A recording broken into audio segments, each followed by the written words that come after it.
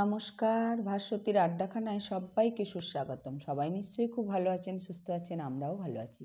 আজকের রেসিপি ছোট আলুর দম।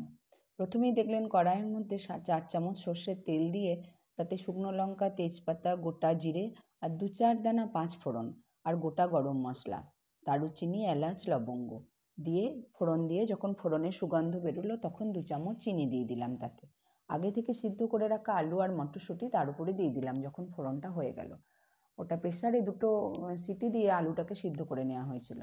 তারপর আলুটার খোসা ছাড়িয়ে নিয়েছিলাম।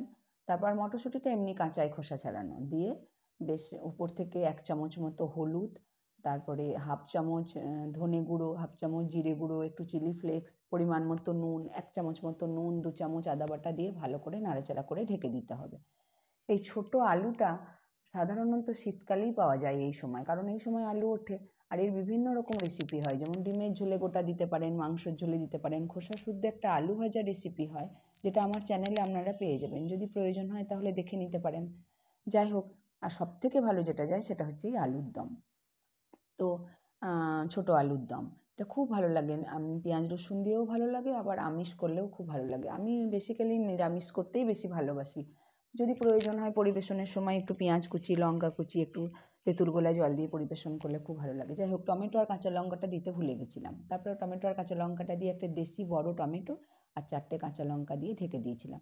এখনকার টমেটো তো খুব তাড়াতাড়ি গলে যায়, একদম গলে গেল। সেটাকে ভালো করে নাড়াচাড়া করে নিয়ে উপর থেকে একটু চাট মশলা আর একটু ভাজা মশলাটা বাড়িতেই বানিয়েছিলাম। গোটা জিরে, গোটা ধনে, শুকনো লঙ্কা, তেজপাতা আর গোটা গরম মশলা একসাথে নিয়ে ওটা ড্রাই রোস্ট করতে হবে, মানে শুকনো খোলায় ভেজে নিয়ে তারপর গুঁড়িয়ে নিলি, ব্যাস রেডি। কৌটোর মধ্যে ভরে যে কোনো নিরামিষ তরকারিতে, আপনি পনিরের তরকারি বলুন, পাঁচমিশালি তরকারি বলুন, পাঁপড়ের তরকারি, এই যে আলুর দম, নিরামিষ ঘুগনি, যে কোনো কিছুতে দিলে খুব ভালো লাগে। যাই হোক, তারপরে দিয়ে পর্যাপ্ত পরিমাণ নাড়াচাড়া করে নিয়ে চাট মশলা আর ভাজা মশলাটা দিয়ে জল দিয়ে দিলাম। ওই মিক্সির বাটি ধোয়া জল, আর একটু জল বেশি করেই দিতে হবে। আলুটা সিদ্ধ হয়েই আছে, কিন্তু আলুটা খুব জল টেনে নেয় নামানোর পর। একটু ঝোল ঝোল রাখতে হবে বলে একটু বেশি করে জল দিয়ে ফুটতে দিয়ে যখন গা মাখা হয়ে আসবে ঝোলটা, তখন ধনেপাতা আর আপনারা ঘি দিতে পারেন। আমি যেমন ঘি দিইনি। ফোড়নের সময় আপনারা একটু ইয়েও দিতে পারেন, হিং ফোড়ন দিতে পারেন, তাতেও খুব ভালো লাগে। যাই হোক, বেশ গামাখা হয়ে এলে ধনেপাতা কুচি আর ঘি দিয়ে পরিবেশন করে নিলেই ব্যাস। পোলাও, ফ্রাইড রাইস, রুটি, লুচি, পরোটা, মুড়ি, ভাত, শুধু শুধু মুখে খেতে খুব ভালো লাগে। আমার কথার উপর ভরসা করে হলে একবার হলেও করে দেখবেন।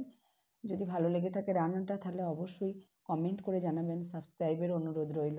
সবাই খুব ভালো থাকবেন, সুস্থ থাকবেন, নিজেকে ভালো রাখবেন।